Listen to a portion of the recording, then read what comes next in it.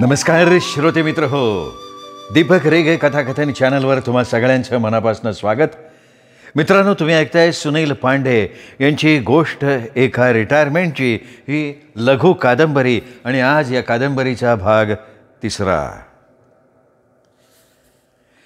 बबनच्या मुलीची मला आठवण झाली. बबनची थोरली मुलगी कोणा परजातीच्या मुलाच्या प्रेमात पडली होती. गोष्ट बबनच्या कानावर पडताच बबनने त्या मुलाला घरी बोलावून घेतलं. मुलगा बजाज कंपनीत कामाला होता. बबननी सरळ मुलाला प्रश्न केला, काय आयुष्यभर प्रेमच करत बसणार आहात का लग्न बिग्न करायचा विचार आहे? जर आपली परवानगी असेल तर.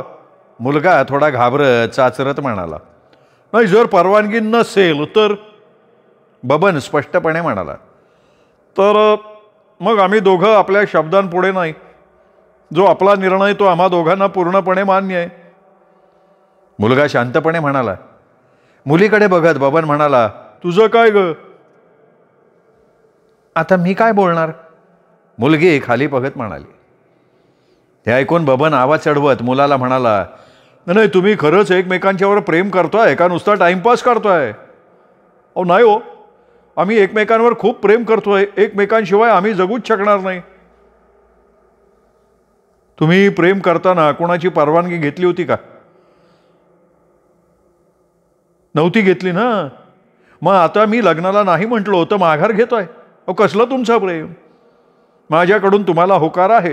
पुढच्या आठवड्यात घरी येतो बोलणी करण्यासाठी. मुलगा आणि मुलगी प्रचंड खुश. एका शुभमुहूर्तावर बाबांच्या मुलीचं त्या परजातीच्या मुलाबरोबर लग्न सुद्धा झालं. मी गेलो होतो त्या लग्नाला. मुलीच्या आणि जावई बापूच्या चेहऱ्यावरचा आनंद बघून बबनही खुश होता. बबनच्या डोळ्यात आनंदाचे अश्रू होते. बबनच्या मुलीच्या लग्नावरनं मला वाघमारे साहेबांच्या मुलीच्या लग्नाचा किस्सा आठवला. वाघमारे साहेबांचा एकूण कडक स्वभाव बघून आणि आपल्या लग्नाला वडील परवानगी देणार नसल्याचं बघून त्यांच्या मुलीने परस्पर पळून जाऊन आपलं लग्न उरकलं. मग काय विचारता? अहो, साहेबांच्या तळपायाची आग मस्तकाला भिडली. पोलीस स्टेशनला जाऊन त्यांनी स्वतःच्याच मुलीविरुद्ध केस केली. पण मुलगी पडली सज्ञान. तिने तिच्या मर्जीनं लग्न केल्यामुळे पोलीस काय करणार?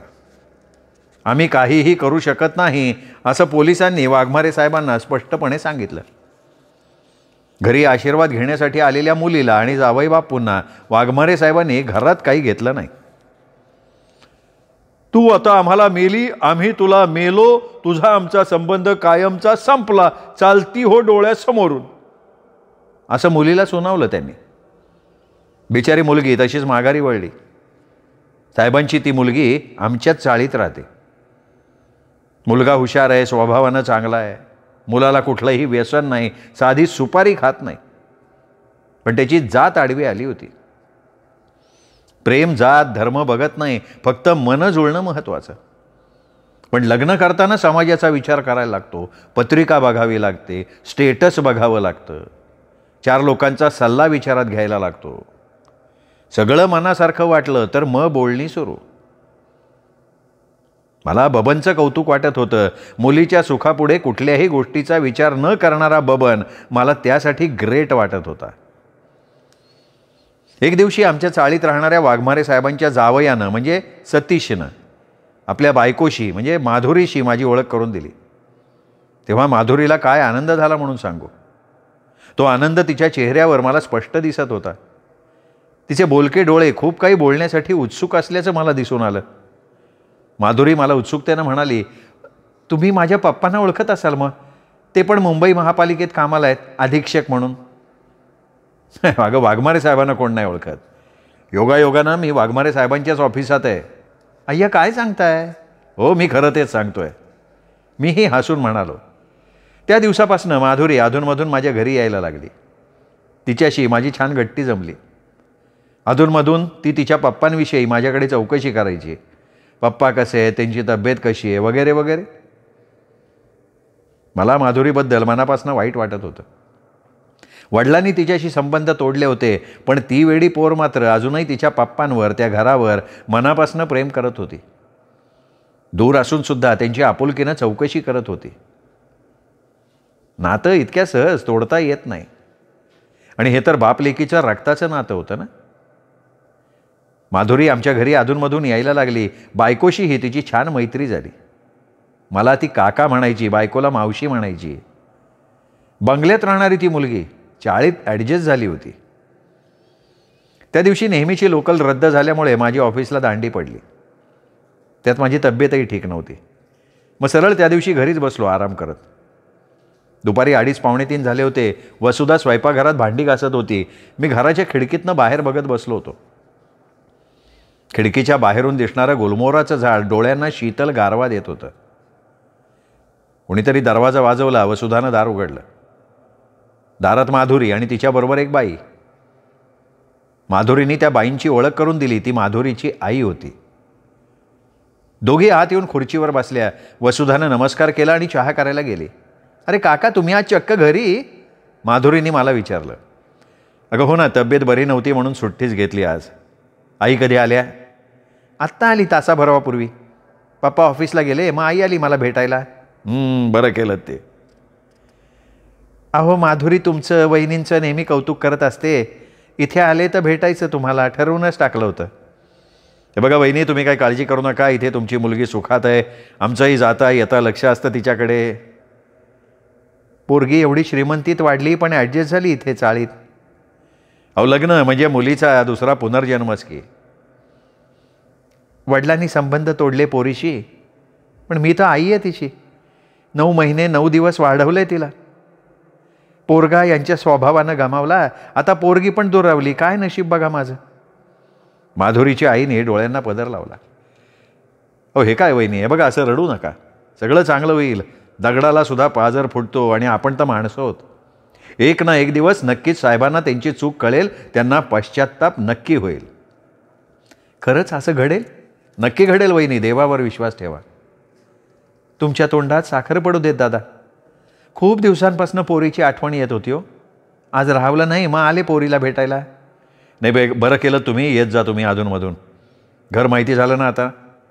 बापानं भले पोरीशी संबंध तोडले असतील, पण तुम्ही आई आहात. आई लेकीला कसं काय दूर करू शकते? तेव्हा जेव्हा मनात येईल तेव्हा या. घाबरू नका. पोरीसाठी माहेर बंद झालं असलं तरी आईचं प्रेम कमी होऊ देऊ नका कधी. वसुधाने सगळ्यांना चहा दिला. घड्याळात 4 वाजत आले होते. वसुधानं दोघींना हळद कुंकू लावलं. जाताना माधुरी हसत म्हणाली, काका, आईने तुमचा मामा केला बरं. अरे ते कसं काय बुवा? आई तुम्हाला मगाशी दादा म्हणाली म्हणजे तुम्ही माझे मामा झालात. आजपासनं तुम्हाला मी मामाच म्हणणार आहे. तसंही मला कोणी मामा नव्हताच. म्हण बरं म्हण, आवडेल मला. मी हसून म्हणालो. तसे सगळेच हसायला लागले. माधुरीच्या आईला आम्ही कोपऱ्यापर्यंत सोडवायला गेलो. टॅक्सीत बसवून दिलं. समोरचा माणूस आपल्या मनाप्रमाणे वागला तर तो जवळचा, नाही तर पारका. दोघात अंतर पडणार आणि मग तिथून वादाला सुरुवात होते. आपलं मन जिथे आपल्या ताब्यात नसतं तिथं इतरांच्या मनावर ताबा कसा काय मिळवणार हो? ऑफिसातल्या साहेबाला वाटतं हाताखालच्या नोकरवर्गानं आपलं ऐकलं पाहिजे. नोकरवर्गाला वाटतं साहेबांनी आपल्या अडचणी समजून घेतल्या पाहिजेत. जिथे समजून घेणं होत नाही तिथे सुरू होतो गैरसमज आणि संघर्ष. कोणी उघड उघड संघर्ष करतो तर कोणी मनातल्या मनात फक्त चडफडत राहतो.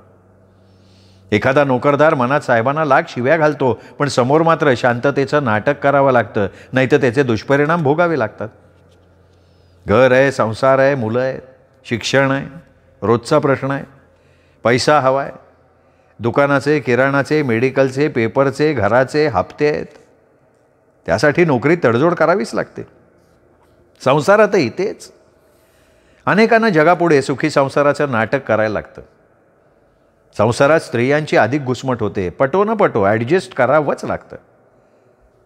पदरी पडलं सोनं झालं. मुलांकडे पाहून दिवस ढकलावे लागतात.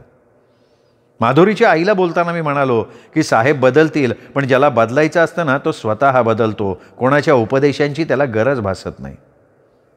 पण आशा मोठी आहे. माणूस आयुष्यभर आशेवर जगत राहतो, दुसरं काय.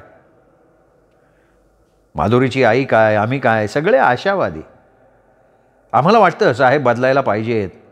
साहेबांना वाटतं सगळ्यांनी त्यांचं ऐकलं पाहिजे. माधुरीला वाटतं पप्पांचा राग दूर होईल. माधुरीच्या आईला वाटतं माधुरीच्या वडिलांनी पोरीचा स्वीकार करावा. साहेबांना वाटतं कुणीही त्यांच्या मनासारखं वागत नाही, घरात सुद्धा आणि ऑफिसात सुद्धा. या जगाचा पालनकर्ता तो परमेश्वर. आपण सगळी त्याची निर्मिती, त्या परमेश्वराची लेकरं आपण. तो आपला मायबाप. त्याचा कोणावर अंकुश नाही. त्याला हवं तसं तो वागण्याचं स्वातंत्र्य प्रत्येकाला देतो. प्रत्येक माणूस वेगळा, त्याचा स्वभाव वेगळा, व्यक्ती तितक्या प्रवृत्ती. एवढी सगळी माणसं, पण कोणी कोणासारखा नाही. प्रत्येक छाप वेगळी. साधं जेवणाचं ताट बघा ना. ताटात विविध रसांचे पदार्थ आहेत. गोड, आंबट, तिखट, कडू. माणसंही तशीच, काही गोड, काही कडू. हातांची बोटं तरी कुठं सारखी असतात. हे एकदा लक्षात आलं ना की मग त्रास कमी होतो. समोरचा माणूस बदलेल न बदलेल, पण आपण आपली दृष्टी आणि दृष्टिकोन बदलू शकतोच ना. माधुरी आमच्या चाळीत राहते हे मी कधीच वाघमारे साहेबांना सांगितलं नाही ना. कधी माधुरीची आई आमच्या चाळीत येऊन माधुरीला एकदा भेटून गेली हेही साहेबाच्या कानावर घातलं नाही. कारण तसं करणं म्हणजे एक प्रकारची लावालावी आणि चुगली करण्यासारखं होतं. लावालावी आणि चुगली करणाऱ्या माणसाला कोणाची चुगली करून काही क्षणासाठी मानसिक आसुरी समाधान मिळत असेल, पण अशी माणसं कधीच सुखात आणि आनंदात जगूच शकत नाहीत. कोणाचं वाईट करून आपलं कधी चांगलं होऊ शकतं का? दुसऱ्यांसाठी खड्डा खणणारी माणसं अनेकदा स्वतः खड्ड्यात पडत असतात. पण माणूस मात्र जे करायचं ना ते करत राहतो. ऑफिसात काय आणि घरी काय, सगळीकडे अशी माणसं असतातच. हलक्या कानाचे अधिकारी पटकन अशा मूर्ख लोकांवर विश्वास ठेवतात, त्यांना जवळ करतात. त्यामुळे बोलताना चार चौघात भान ठेवून बोलणं शहाणपणाचं. त्यापेक्षा कुणाबद्दलही मागे वाईट बोलणं अतिशय वाईट. आजपर्यंतच्या नोकरीत काही कमी अनुभव नाही आले मला. कुणीतरी आपलं मन आजमावण्यासाठी आपल्यासमोर एखाद्याची निंदा नालस्ती करतो. त्याला चोंबडी उत्सुकता अशी की आपण काहीतरी प्रतिक्रिया द्यावी. ते ऐकून आपल्या मनातलं साहेबांना सांगायला तो मोकळा. अनेकदा असं काही कोणाबद्दलचं कानावर पडलं की मी एका कानानं ऐकून दुसऱ्या कानानं सोडून देतो. डोक्यात कचरा ठेवायचाच नाही. शेवटी मौन हेच एकमेव साधन, उत्तम साधन. वाघमारे साहेबांना सांगून तो मूर्खपणा मी करणार नव्हतो. आधीच मुलीमध्ये आणि त्यांच्यात अंतर तर पडलाय. आता माधुरीची आई आमच्या चाळीत येऊन माधुरीला भेटून गेल्याचं सांगितलं की संपलंच की सगळं. बायको आणि त्यांच्यात वाद होणार, भांडणं होणार, दोघात अकारण अंतर पडणार. छे, किती मोठं आहे पाप. दोन माणसं एकत्र येण्यासाठी माणसानं नेहमी प्रयत्न करावा, पण अशी लावालावी कधी बाप जन्मात करू नये. देव बघतो सगळं. त्याचा CCTV 24 तास चालू असतो. हां, तर मी काय सांगत होतो की माधुरी आणि तिच्या आईबद्दल मी वाघमारे साहेबांना एका अक्षरानं काही बोललो नाही. माधुरी तर मला मुलीसारखी होती. जशी माझी नलू तशी माधुरी. नलू लग्न होऊन सासरी गेली आणि आता माधुरीने नलूची जागा घेतली. मध्यंतरी माधुरीचा नवरा कुठल्या तरी कामानिमित्त महानगरपालिकेत आला होता. सहज जाता जाता मला भेटावं म्हणून त्यांनी फोन केला. त्याला मी फोनवरच कॅन्टीनपाशी ये असं सांगितलं. नशीब तो भेटायला डायरेक्ट आमच्या ऑफिसात नाही आला. वाघमारे साहेब ऑफिसात होते. साहेबांनी आम्हाला दोघांना बरोबर बघितलं असतं तर सगळंच अंधारातलं उजेडात आलं असतं. तुम्ही कसं त्याला ओळखता असं म्हणून साहेबांनी मला फाईलावर घेतलं असतं. माधुरीच्या नवऱ्याबरोबर कॅन्टीनमध्ये मी चहा घेतला. गप्पा बिप्पा न मारता ताबडतोब ऑफिसात निघून आलो. मी घाबरलो होतो का? तर अजिबात नाही. साहेब आणि त्यांचा तो जावई, आपल्याला काय देणं घेणं आहे. पण वाघमारे साहेब तसे तिरसट. कोणाचा राग कोणावर काढतील त्याचा नेम नाही. त्या दोघांच्या भांडणात आपलं का मरण. शहाण्या माणसानं आपलं तटस्थ राहावं. आता काल रात्रीची गोष्ट.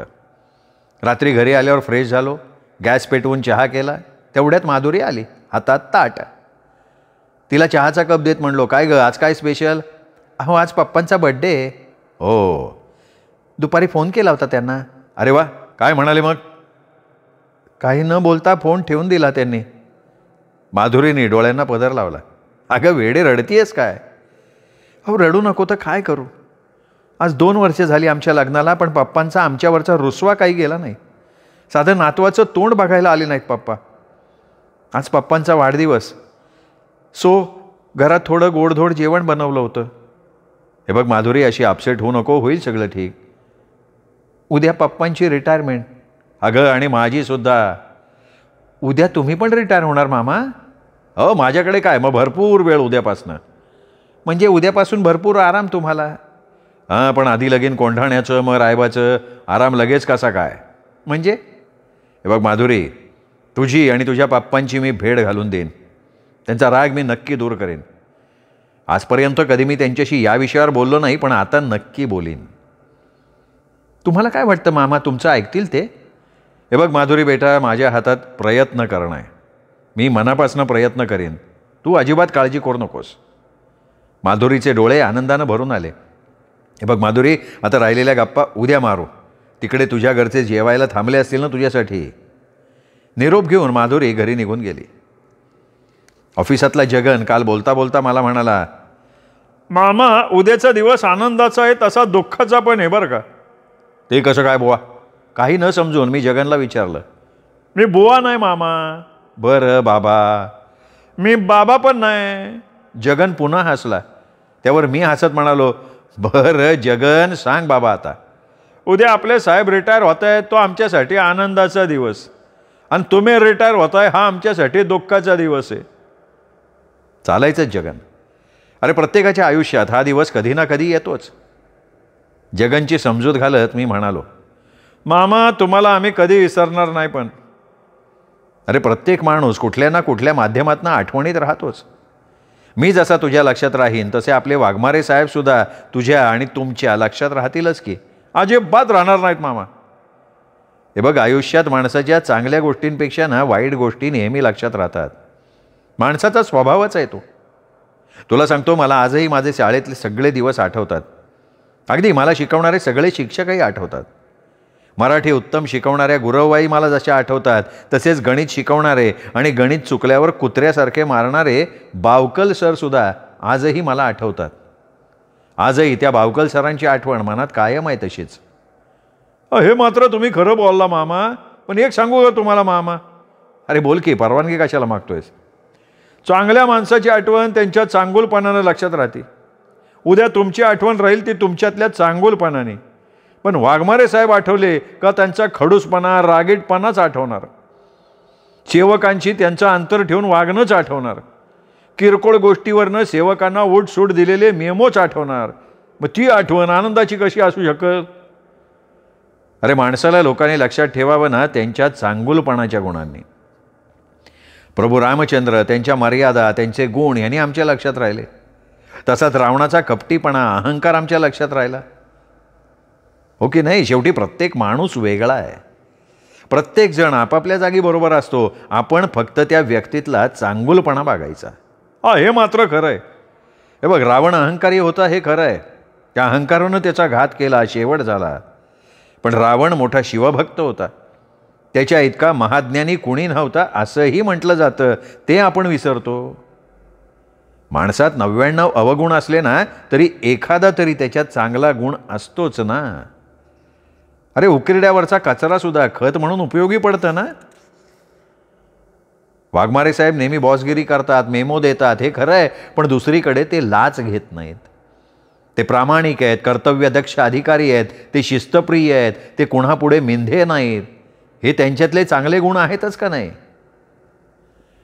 माझं बोलणं ऐकून जगन माझा हात हातात घेत म्हणला, मामा काही पण म्हणा, पण तुम्हाला मानलं पाहिजे. लय खोलवर जाऊन विचार केला राव तुम्ही. आम्ही लय वरवर विचार करतो राव.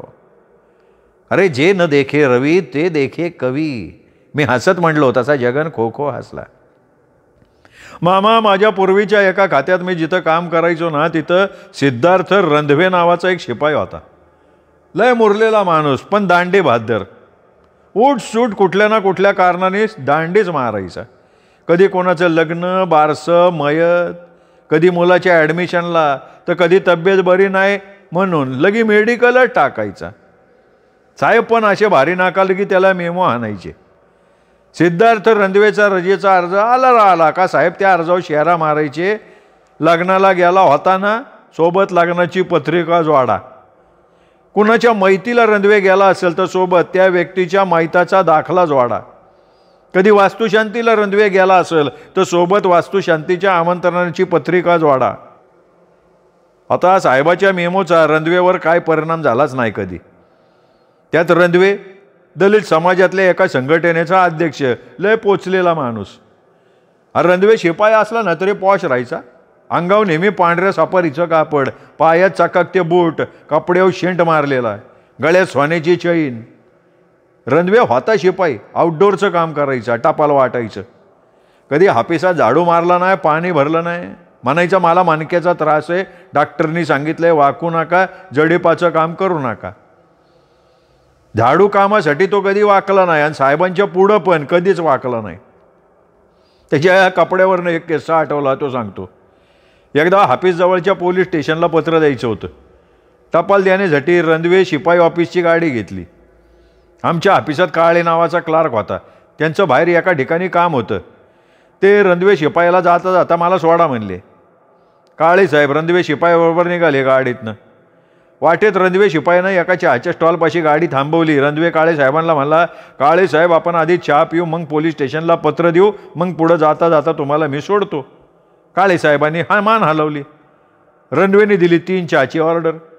गाडीचा ड्रायव्हर, काळे साहेब, रणदिवे तिघांनी घेतला चहा. 3 कटिंगचे 7 रुपयानं झाले 21 रुपये. रणदिवे शिपाईने 500ची नोट पुढं केली. आता 500 रुपयाची नोट बघून चहावाला वैतागला. म्हणला, साहेब सुट्टे पैसे द्या, अजून बोहणी नाही झाली माझी.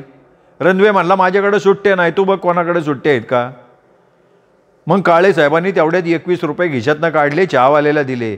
ते बघून रणदिवे काळे साहेबांना म्हणायला लागला, राहू द्या, पैसे कशाला देता, चहा मी सांगितला ना. काळे म्हणले, राहू द्या रणदिवे, त्यात काय एवढं. आता तुम्हाला सांगतो, रणदिवेची ही नेहमीची सवय. नेहमी 500ची नोट काढायची आणि समोरच्याला पैसे द्यायला लावायचा. लय महा चॅप्टर माणूस रणदिवे. गाऱ्या डोळे निम मिश्कीला हसायचा. चहा घेऊन गाडी पोलीस स्टेशनला आले टपाल द्यायला. रणदिवे काळे साहेब गाडीतनं उतरले. ड्रायव्हर गाडीतच बसून राहिला. रणदिवे आणि काळे पोलीस स्टेशनमध्ये आले. तिथल्या एका पोलिसाला रणदिवे शिपाई म्हणला, आम्ही मुंबई महापालिकेतनं आलोय, तुमच्या पोलीस स्टेशनचं पत्र द्यायचे. रणदिवेचा जगभग पोशाख बघितला आणि तो पोलीस रणदिवे शिपाईला म्हणला, अहो साहेब पण तुम्ही उभे का, बासा की. आता तो पोलीस रणदिवेला साहेब समजत होता.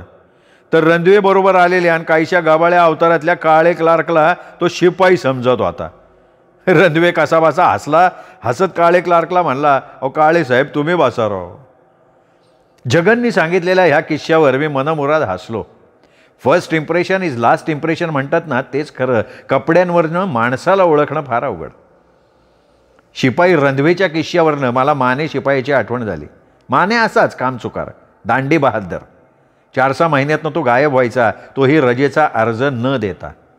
एकदा माने असाच गायब झाला आणि तब्बल 2 महिन्यांनी ऑफिसला आला.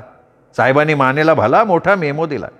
मेमोला उत्तर देताना त्यांनी फार नम्रपणे लिहिलं की, साहेब मी त्या दिवशी ऑफिसातनं संध्याकाळी घरी निघालो आणि घरी न जाता दुसरीकडेच कुठेतरी गेलो.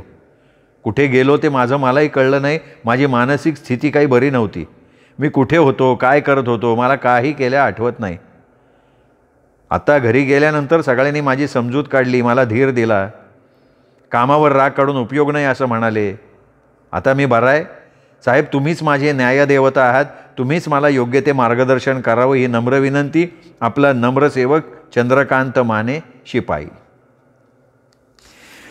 मित्रांनो, गोष्ट एका रिटायरमेंटची ह्या कादंबरीचा हा 3रा भाग इथेच संपला. 4था भाग उद्या. तोपर्यंत नमस्कार मित्रो.